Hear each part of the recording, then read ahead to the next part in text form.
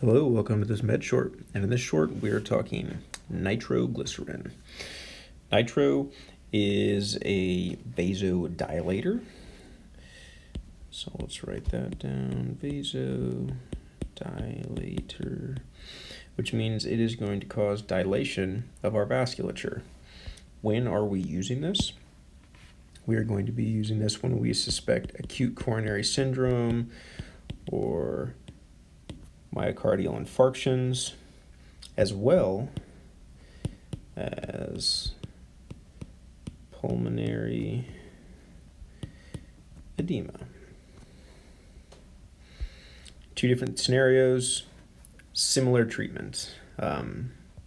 So why are we giving this? Well, let's start with acute coronary syndrome. In acute coronary syndrome or suspicion of an MI, we have coronary blood vessels here, and then let's zoom in to those and say we have some sort of buildup, whether it be mineral deposit like calcium or plaque. Arterial sclerosis really is what we're primarily concerned with here, and it's going to take up bandwidth inside our vessel.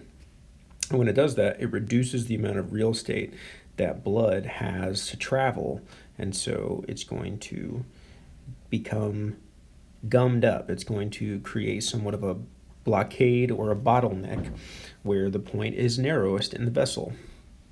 When we give nitro, it causes this vessel to dilate, expanding it, making it larger around than it was before, making more space for blood to travel without being impeded by that mechanical presence of the arterial sclerosis or that calcium deposit or whatever it is. So let's move on to pulmonary edema. Pulmonary edema, let's review our path of blood here.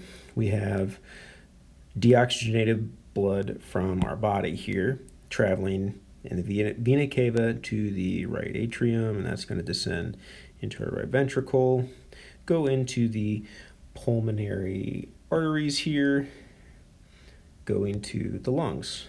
The lungs, gas exchange is going to take place, and via the pulmonary veins, it is going to go back into the heart via the left atrium. There it's going to descend into our left ventricle and out to the aorta, where it is then taken to the entire body, and this cycle just repeats. But in the instance of pulmonary edema, let's say the largest example will be a left-sided heart failure. We're going to have pulmonary edema as a result of backflow. So I have some sort of mechanical mishap here in the left ventricle, and it's weak. It's not able to pump through that mishap, and so the blood is going to take the path of least resistance. So it's coming down, coming down, coming down, and then it reaches this mishap where it will then travel back up the path where it came. And then it is going to enter our lungs, creating pulmonary edema in the alveolar space. So, what is happening when we give nitro? When we're giving nitro, remember, it's going to cause vasodilation, primarily of our veins. And so we have pulmonary veins here from the lungs to the heart, to the left atrium specifically. And so this vasculature is going to become widened, allowing a reduction in preload. And what that's going to do is it's going to cause less stress on that left ventricle, which is already stressed, and it's going to reduce the amount of backflow into the pulmonary veins, into the alveolar space. So we've gone over when we suspect acute coronary syndrome or MI, and then the pathophys of what's going on with pulmonary edema. How are we giving it?